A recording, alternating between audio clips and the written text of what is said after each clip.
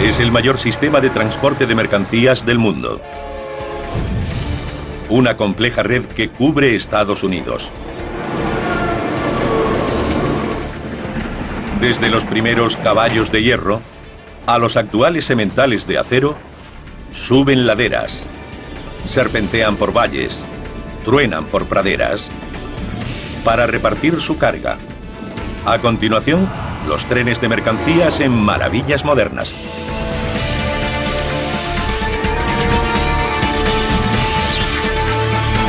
Maravillas modernas, los trenes de mercancías. Bienvenidos a North Platte, Nebraska, sede del mayor centro ferroviario de mercancías del mundo. El Bailey Yard de la Union Pacific. El centro ocupa unos 14 millones de metros cuadrados.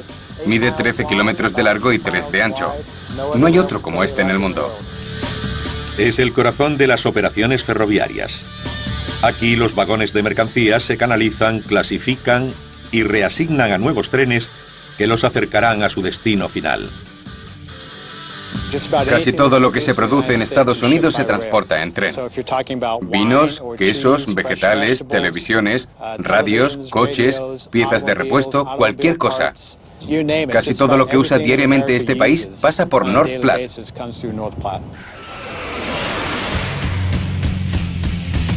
El Bailey Yard está estratégicamente situado en el centro de la red ferroviaria de la Union Pacific. Es tan grande que desde cualquier punto solo se puede divisar un tercio.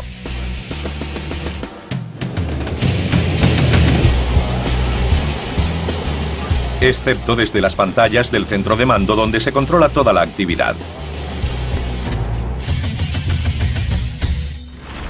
En el centro de mando de Bailey coordinamos entre 130 y 180 trenes al día. Utilizando los sistemas informatizados más avanzados del mundo, el centro controla todo el tráfico en los 500 kilómetros de vías de Bailey Yard. Además de las locomotoras, los trabajadores procesan al día 10.000 vagones de carga. La primera parada de muchos de ellos es uno de los 2 puntos de clasificación o collados. Aquí procesamos los trenes con destino al este. Los que entran en North Platte se clasifican antes de partir hacia sus destinos finales. Cogemos los vagones que han llegado y los clasificamos antes de salir hacia destinos más remotos. El collado es una colina artificial que permite la entrada de más de 4 vagones por minuto. La gravedad les hace bajar. El ordenador registra el peso del vehículo a su paso por esta báscula. El vagón pasa después por un sistema de retardadores informatizados o frenos que actúan sobre las ruedas para decelerar el vehículo. Los frena adecuadamente, no solo a la distancia que necesitan para llegar al otro extremo, sino que calcula lo que queda de raíl.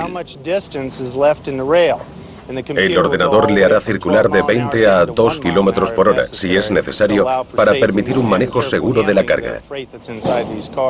Es increíble ver la suavidad con la que llegan los vagones después de bajar el collado. El destino de cada vagón está registrado en un ordenador. Este acciona automáticamente el cambio para que llegue directamente a la vía asignada. En el otro extremo del collado hay un equipo de control. Son los que enganchan los trenes que van a salir de North Platte. Nosotros los separamos aquí y ellos los reúnen allí abajo. Locomotoras de maniobras por control remoto, menos potentes que las normales, van montando los trenes cuando se acumulan suficientes vagones con un mismo destino. El collado era el punto neurálgico del centro. Gran parte del tráfico se gestionaba así. Los cambios han permitido liberarse de tanta tensión. Ahora se usan trenes como estos que vemos. Parten de su punto de origen como una gran unidad y llegan a su destino de la misma manera. Los trenes con el mismo tipo de carga, como los de carbón, se gestionan de forma diferente, ya que no deben ser reasignados.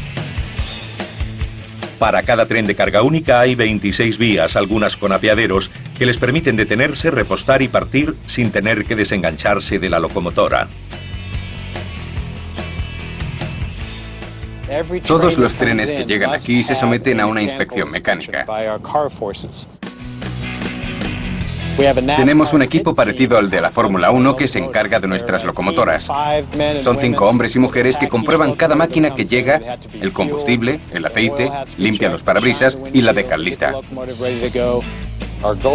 Nuestro objetivo es hacer el trabajo en 45 minutos. El equipo tiene que estar aquí en cuanto levantamos la bandera azul. Además de paradas en boxes, el Bailey Yard tiene un depósito de reparación de locomotoras del tamaño de 5 campos de fútbol. No es un taller de grandes reparaciones. Aquí hacemos un mantenimiento trimestral, semestral, anual y trianual a nuestras locomotoras.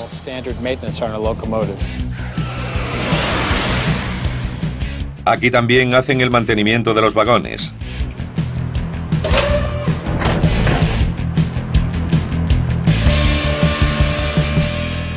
Uno de los problemas más comunes son las ruedas y ejes que se averían en ruta. Los empleados del departamento de vagones se centran en el estado de ruedas y ejes cuando entran aquí.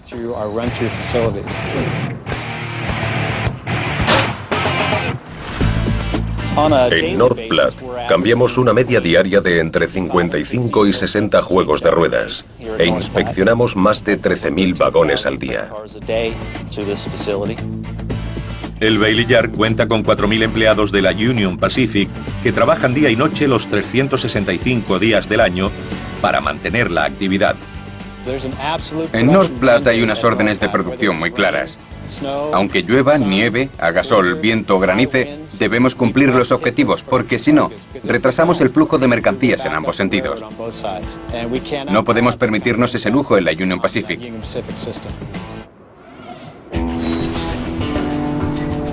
Puede que el Bailey Yard sea el centro de gestión más grande al servicio de la mayor línea férrea de Norteamérica, pero también es un gigantesco engranaje de una maquinaria aún mayor.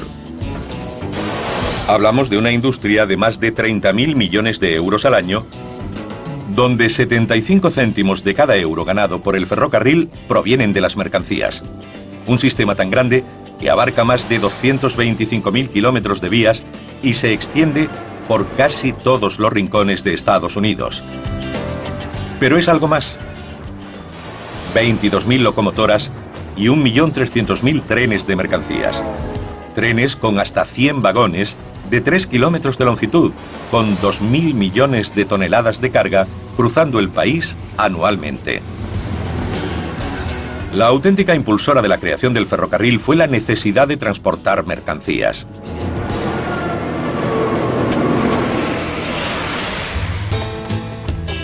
El negocio ferroviario nació en forma de rudimentarios carromatos tirados por caballos como estos, moviéndose sobre raíles en minas de carbón y canteras en 1820.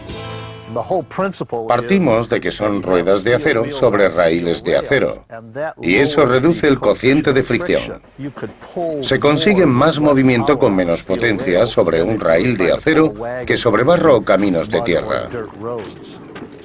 Pronto aparecieron ferrocarriles que utilizaban caballos para transportar otros productos. Después de 1830, la Tom Thumb y las primeras locomotoras de vapor, como de Best Frame o Charleston, demostraron que el vapor era más fiable y potente que los caballos. Los motores de vapor pronto sustituyeron a caballos y mulas.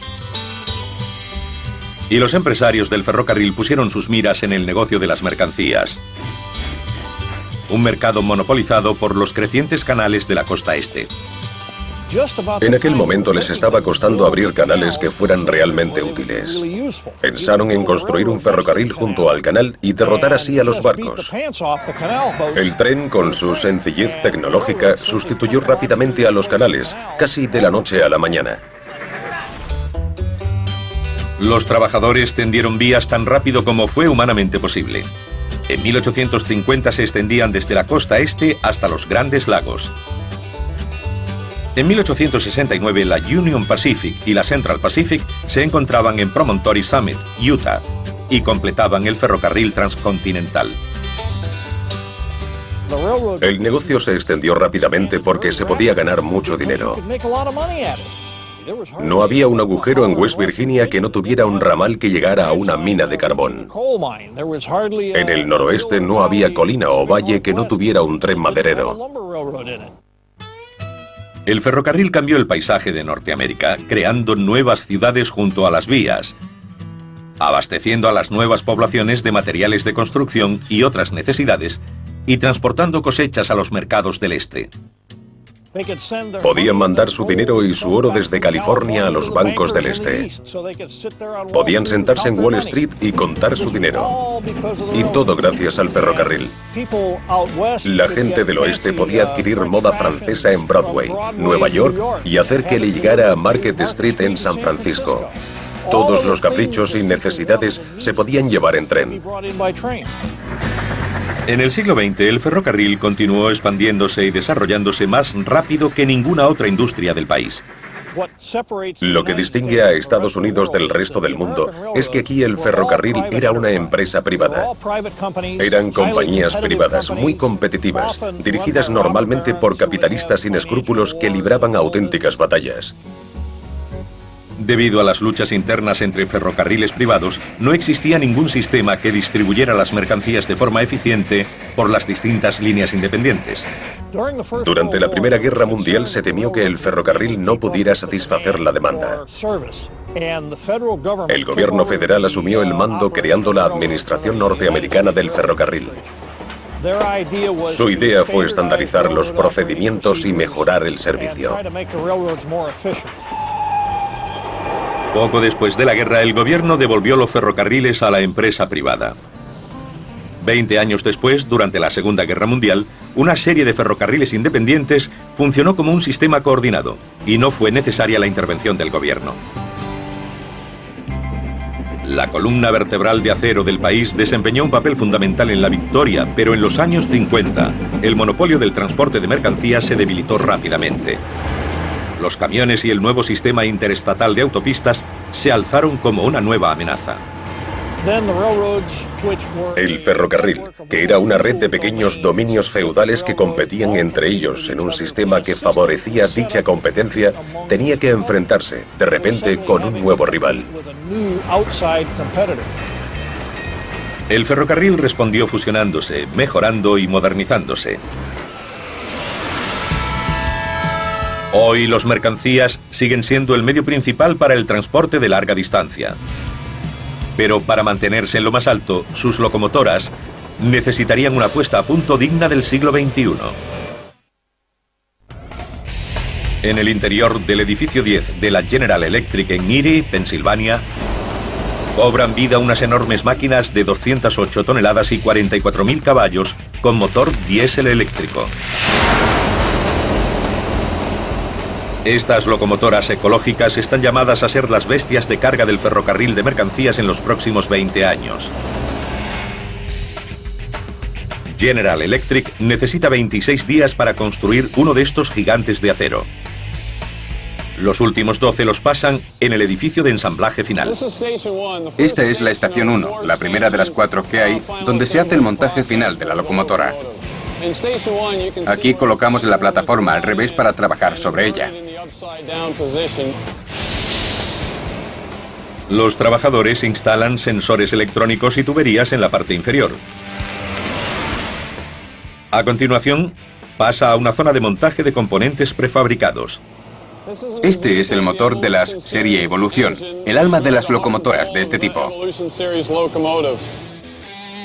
El motor diésel de 44.000 caballos genera con 12 cilindros lo que modelos anteriores producían con 16. El motor de las serie Evolución ahorra un 3% más en combustible que sus predecesores. Una locomotora normal consume 1.300.000 litros al año. Si lo llevamos a un periodo de 20 años, ese 3% de mejora supone unos 760.000 litros menos de diésel quemados durante su vida útil.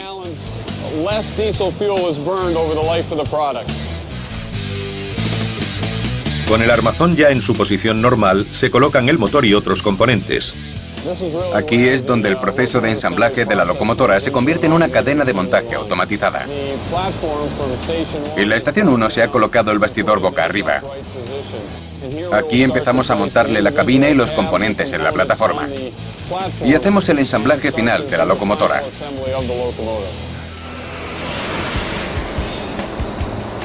La locomotora empieza a tomar forma a medida que avanza por el sistema movido por aire comprimido más grande del mundo. Conectamos una manguera de aire a los gatos. El aire elevará ligeramente la plataforma y la desplazará de una estación de trabajo a otra. Es impresionante porque cuando llega a la última pesa más de 150.000 kilos. Pero las bestias de acero de 20 metros de largo y 5 de alto aún no están acabadas. En este punto, la locomotora está casi terminada, pero le faltan las ruedas. Aquí la retiramos de los gatos de aire comprimido y la llevamos a la estación 4. Una grúa iza la locomotora de 150 toneladas sobre el suelo de la fábrica y la deposita suavemente en un conjunto de ruedas.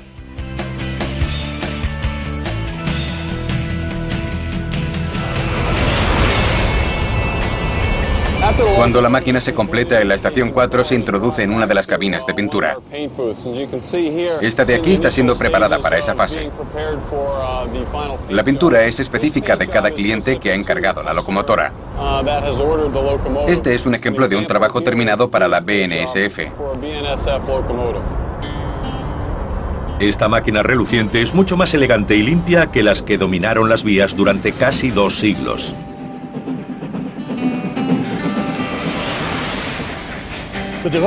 El desarrollo de la locomotora de vapor fue evolutivo y revolucionario. Al principio, el mayor problema fue encontrar las proporciones entre la caldera, los cilindros y los mecanismos de conexión. La primera locomotora que contó con todos los componentes en sus justas proporciones fue una llamada John Bull. La John Bull entró en servicio en 1831 y se convirtió en la primera producida en serie.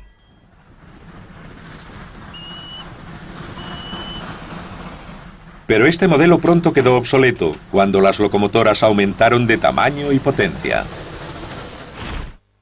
La madera se usó de forma generalizada en los ferrocarriles estadounidenses hasta poco después de la Guerra Civil. En muchos territorios por los que pasaba el tren en praderas y llanuras no había árboles. La mayoría de las locomotoras producidas a finales del siglo XIX funcionaban con carbón. En aquellos días, cada 3 o 4 años, se cambiaba a una máquina más grande. Cada 2 años mejoraba la tecnología. Ocurría como con el automóvil cuando salía un modelo nuevo. El ferrocarril la probaba y si era más eficiente, la compraba. Las locomotoras de principios de los años 20 dejaban en pañales a sus predecesoras. Puede que su tamaño y potencia hayan cambiado drásticamente. Sin embargo, hubo pocos cambios fundamentales en su funcionamiento. El vapor presurizado entra por un lado del cilindro y empuja al pistón. Una válvula pasa el vapor al otro lado y obliga al pistón a volver. Una serie de bielas convierten el movimiento horizontal del pistón en el de rotación de las ruedas. En la Segunda Guerra Mundial, la locomotora de vapor había alcanzado la cima de su desarrollo tecnológico. Eran un orgullo para los hombres que tuvieron la oportunidad de trabajar en ellas. Trabajé 51 años para DIH, después para otras empresas y al final para la Canadian Pacific. Pasé 22 años con herramientas, por decirlo así, de fogonero y maquinista. Siempre digo que fueron años gloriosos ahora que ya han pasado. DIH tenía 40 locomotoras fantásticas del tipo Challenger. Eran las más potentes del noroeste. No creo que hubiera otras máquinas más grandes y bonitas. Cuando Bernie O'Brien empezó en el ferrocarril en 1948, sus días como fogonero en las locomotoras de vapor estaban contados. El diésel se introdujo en los años 20, pero no se consideró una locomotora apta para circular. Se usaban para maniobras, en operaciones especiales, en líneas de tren ligero, pero no se les consideraba una amenaza real. Cuando DIH compró la RS-2, alguien me dijo que iba a sustituir a las Challenger, pero no lo creí. Era divertido porque poner a la RS-2 junto a la Challenger era como poner a un gigante al lado de una persona pequeña.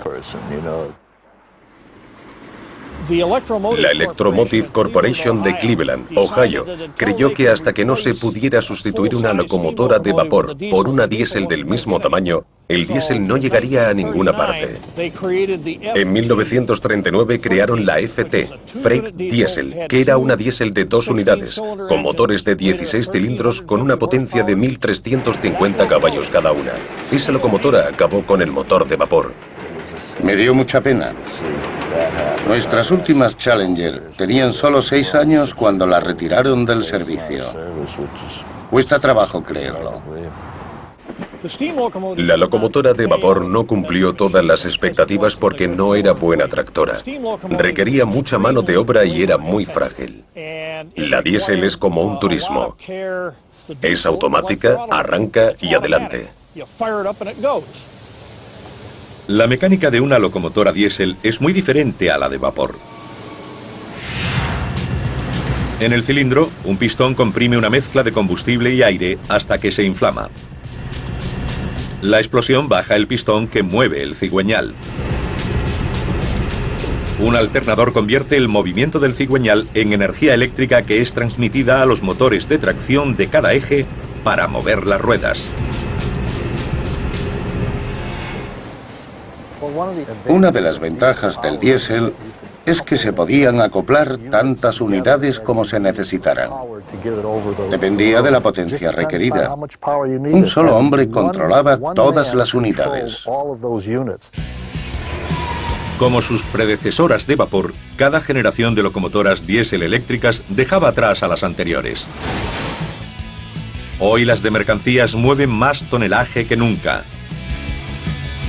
Pero es un logro que requiere algo más que potencia, especialmente cuando se recorre una de las vías más traicioneras de Norteamérica. Con sus acusadas pendientes, curvas cerradas y fuertes bajadas, el puerto del Cajón, en el sur de California, es una de las vías férreas más peligrosas de Estados Unidos. Patrick Márquez, maquinista de la Burlington Northern Santa Fe, debe hacer este viaje varias veces a la semana.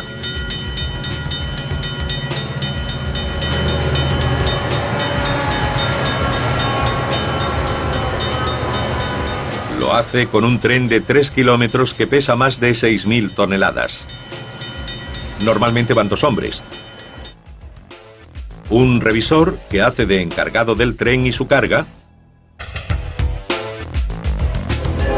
BNSF 7644 East Farm Bryan, over. Y el maquinista o conductor del tren. Pero para este duro viaje se necesita un segundo maquinista que controla 2 locomotoras adicionales en la parte trasera del convoy para empujarlo colina arriba. Ahora se pondrá en contacto conmigo y me hará saber cuándo está enganchado al tren para irnos.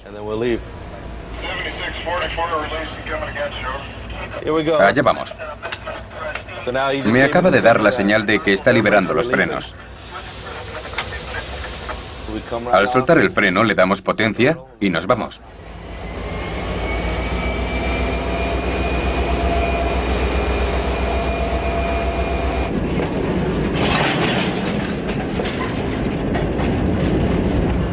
Cuando pasemos esa curva veremos que la velocidad desciende espectacularmente, porque a partir de ahora es todo cuesta arriba.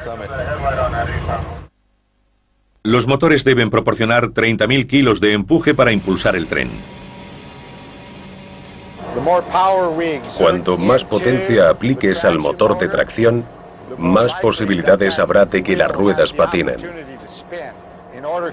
Para evitar que lo hagan, usaremos tierra, y eso proporcionará agarre a la rueda.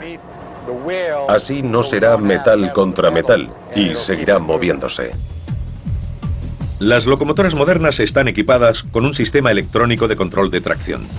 Usan aire comprimido para rociar arena desde una tobera delante de cada rueda. Si patinan las ruedas, el ordenador lo percibirá, como en un coche. y me lo indicará en el panel. El maquinista Márquez está en constante comunicación con el de la locomotora trasera. Si no contáramos con esa ayuda, tendríamos muchos deslizamientos. Las ruedas patinarían y no tendríamos suficiente potencia para subir la colina. Se necesita mucho esfuerzo para subir más de 6 millones de kilos hasta la cima. La gravedad tira de nosotros y yo intento neutralizarla.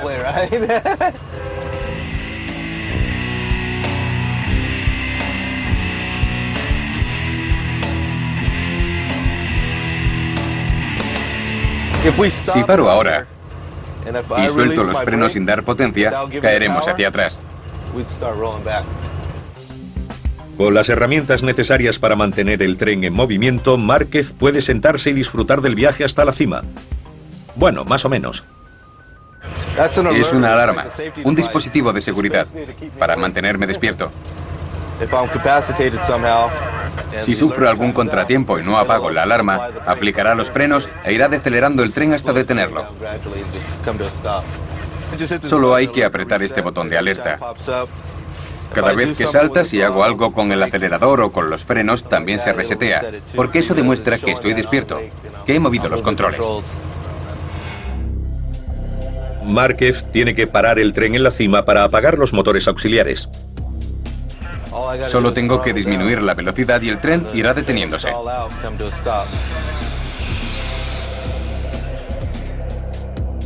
Esta parada está prevista, pero no todas lo son. Si recorrimos un terreno en pendiente a 30 kilómetros por hora, con un tren que pesa unas 6.000 toneladas, necesitaríamos 400 metros para detenerlo en caso de emergencia. Como sabían los primeros ferroviarios, no poder detener un tren a tiempo era accidente seguro.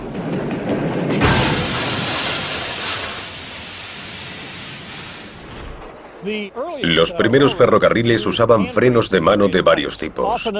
Normalmente eran tan simples como una palanca empujando un bloque de madera contra la rueda. Cuando los vagones se hicieron más grandes, se usó un mecanismo que tensaba la cadena que tiraba de las zapatas de los frenos contra las ruedas. Pero había que hacerlo a mano.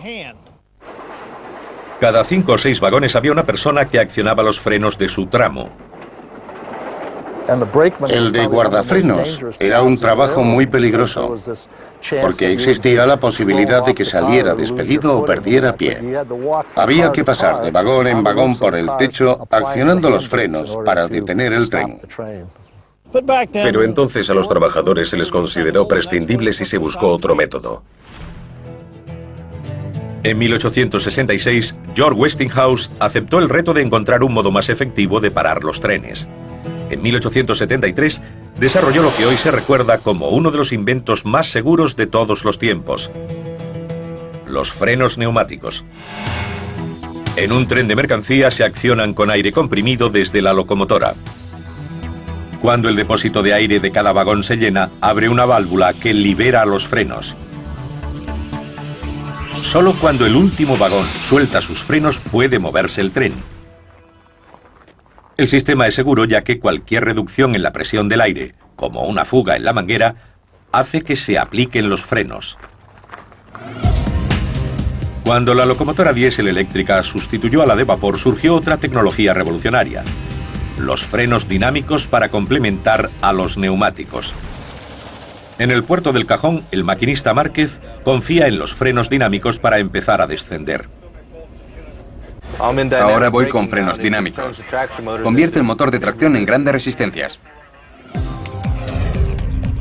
En vez de dar potencia a las ruedas, los motores de tracción se la quitan. Esta energía se disipa en forma de calor. Al carecer de electricidad, endurecen el giro, lo que proporciona resistencia a las ruedas y frena al tren.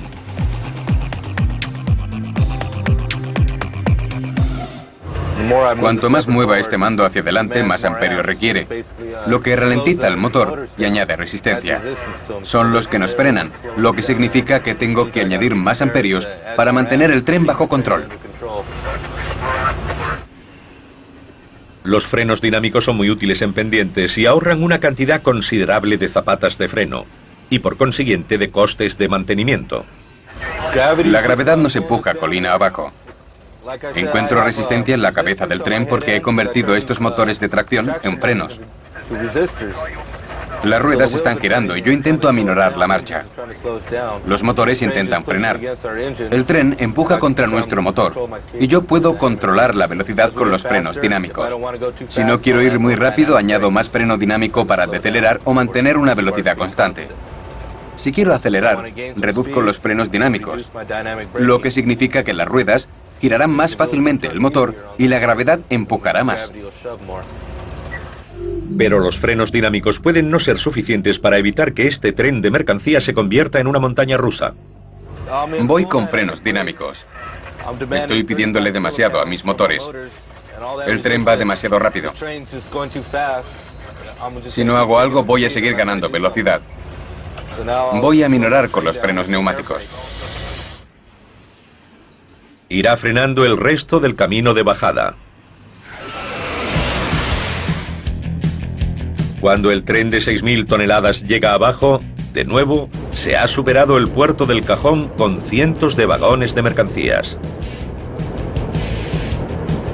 Y los contenedores que transporta son importantes más allá de los productos que contengan. Con el aumento de las importaciones de Asia, estos contenedores han rejuvenecido la industria del ferrocarril.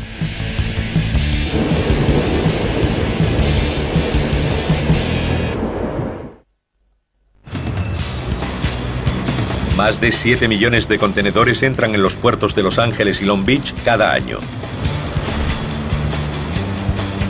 Más que en ningún otro punto de Estados Unidos. Son cargas intermodales, contenedores diseñados para pasar fácilmente de un modo de transporte a otro. Y han revolucionado y revitalizado la industria del ferrocarril. Los sistemas intermodales de intercambio son una extensión de los buques de contenedores del puerto de Los Ángeles. Los contenedores se descargan del barco, se llevan al muelle y se cargan en camión o tren. Más de 50 trenes salen diariamente de los puertos gemelos de Los Ángeles y Long Beach, transportando aproximadamente 220 contenedores. Eso impide que 11.000 camiones congestionen aún más las autopistas de Los Ángeles. La llegada del comercio con Asia, especialmente en los últimos 20 años, y en concreto con China en los últimos 10, ha duplicado el volumen que llega a los puertos de la costa oeste. Los trenes de contenedores han servido para dar salida a grandes cantidades. El tráfico intermodal se duplicará hasta los 100 trenes diarios en las próximas 2 décadas. Más del 60% de las importaciones pasa por estos puertos con destino a todo el país. La primera parada de todo este tráfico es el corredor de la Alameda. Se dirige al este para servir al resto del país. El pasillo de 30 kilómetros es una vía rápida para trenes que conecta los puertos con centros ferroviarios del este de la ciudad. Este tramo de 15 kilómetros, al que llamamos cariñosamente la trinchera, fue la joya de la corona del programa. Sus 15 kilómetros representan la mitad del pasillo. En la trinchera los trenes viajan sin ningún impedimento por debajo del tráfico de la ciudad. Un viaje que duraba casi 2 horas se ha reducido a solo 45 minutos. Es una de las grandes bazas. El corredor de la Alameda representa uno de los enlaces más fuertes de la red de ferrocarril transcontinental en este momento. El sistema intermodal ha superado al carbón como el gran generador de beneficios de la industria ferroviaria. Las plataformas articuladas, diseñadas para transportar contenedores de sistema intermodal, permitieron que el ferrocarril siguiera siendo relevante en el mundo del transporte de mercancías. Cada vagón puede albergar un contenedor en la zona baja y otro encima.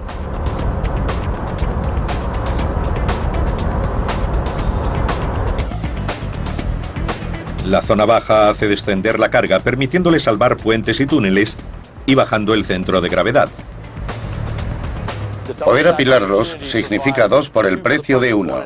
Aumenta el volumen de carga, baja el coste por unidad y hace del ferrocarril un modo eficiente y rentable de transportar mercancías.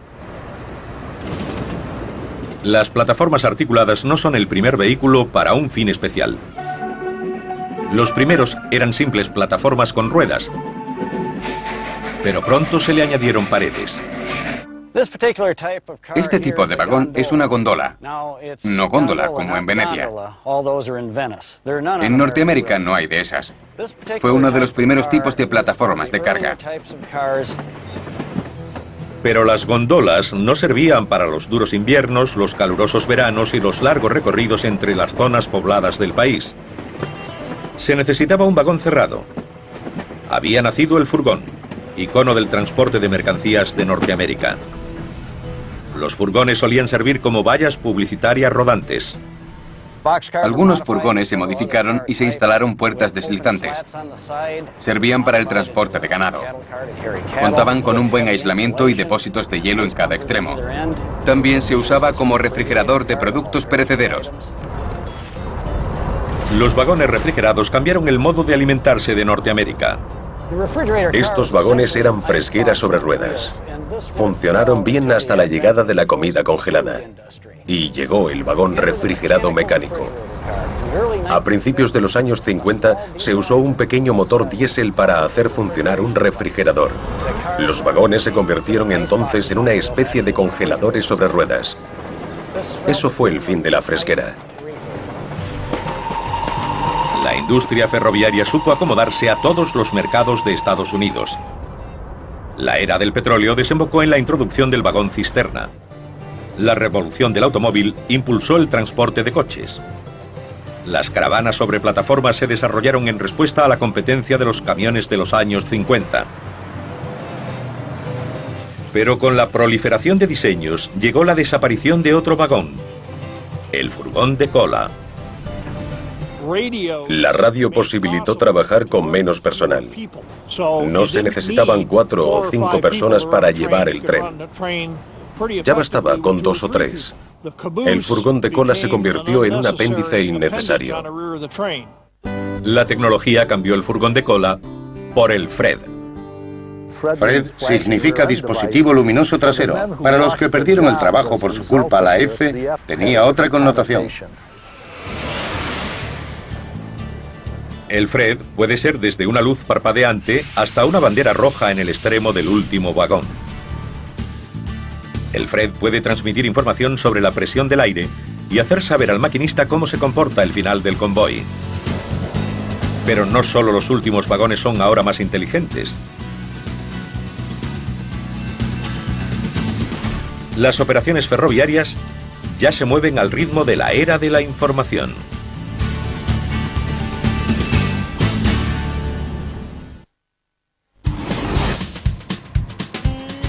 Hay miles de trenes recorriendo América del Norte. Sus caminos se entrecruzan, comparten las mismas líneas e incluso pueden usar la misma vía en direcciones opuestas. Suena a trenes a punto de chocar.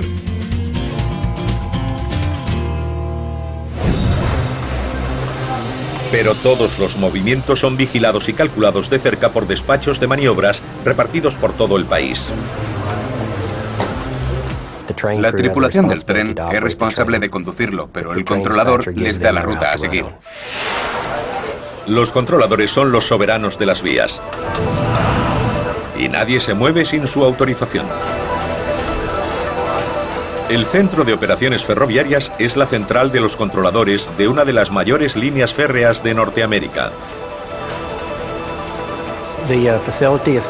Las instalaciones ocupan 4.200 metros cuadrados, el tamaño de un campo de fútbol. Acoge a 225 empleados. Hay 94 terminales diferentes. Cada controlador se ocupa de 300 a 800 kilómetros y va 2 o 3 horas por delante del horario. Tiene un monitor con el trazado de las vías. Solo tiene que seleccionar y pinchar. El controlador puede cambiar una ruta o dirigir el movimiento de un tren con solo hacer un clic. Es el controlador el que selecciona la ruta del tren, no el maquinista.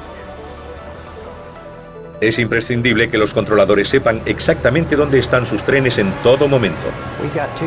Tenemos dos mecanismos diferentes de seguimiento. Uno a través del sistema de señales que sigue a los trenes a través de la corriente eléctrica de las vías. Envía la información al sistema del controlador. Y un equipo de identificación automática que transmite información inalámbrica al controlador y le da su localización y su ruta. Es un sistema de identificación que instalamos en todos los trenes, en las locomotoras, en todos los vagones de Norteamérica. BNSF tiene unos 500 lectores de este equipo. Van captando información de los trenes y las locomotoras. Nosotros usamos dicha información para actualizar el ordenador central e identificar exactamente qué está ocurriendo en ese tren en un momento dado. A los pocos segundos de que un tren pase por un lector, la información llega a los operadores del centro de maniobras y a los clientes conectados. Pero los lectores pueden estar a 150 kilómetros de distancia y los conductores enganchan vagones en diferentes puntos de la ruta, por lo que los controladores necesitan una información aún más precisa. BNSF tiene alrededor de 1.200 trenes en movimiento en cualquier momento. Al pasar por el lector, proporcionan mucha información a través de la aplicación de voz. La aplicación convierte automáticamente la información verbal en datos informatizados. Usan la radio para decirnos lo que han hecho. A los 9 segundos, esa información queda actualizada en nuestro ordenador central. Esta información puede consistir en la recogida o entrega de vagones en distintos depósitos de la ruta. También se usan ordenadores portátiles para informar del movimiento. Sería muy similar al funcionamiento de un GPS. Hace un seguimiento de la mercancía y también sigue a nuestros vagones, a los que podemos considerar un paquete de grandes dimensiones. Así sabemos dónde lo dejamos y cuándo lo hemos hecho. Identificamos al conductor y le decimos qué paquete tiene que recoger. Los ferrocarriles exploran modos innovadores de utilizar tecnología inalámbrica y GPS para aumentar la seguridad en las vías. El Sistema de Gestión Electrónica de Trenes, o ETMS, es un claro ejemplo. El ETMS es una red de seguridad virtual para el tren que tiene la capacidad de aminorar la marcha o incluso detenerlo electrónicamente. El sistema de a bordo tendría la autoridad que se le concede habitualmente al maquinista. Él elige la velocidad y la distancia que hay que recorrer. El sistema asume el control de forma automática si el maquinista sobrepasa la autoridad que le concede el controlador, si ignora una señal o si va a tomar una curva demasiado rápido. El sistema vigila constantemente la marcha y determina qué acciones debe tomar el maquinista. Le avisa si no está haciendo lo correcto para que frene o detenga el tren. Si el maquinista no reacciona y no detiene el tren, el sistema lo hace de forma automática. Una vez en funcionamiento, el ETMS permitirá que los trenes sean más seguros y eficientes. A medida que nos adentramos en el siglo XXI, el ferrocarril seguirá siendo el modo más económico y eficaz para transportar mercancías.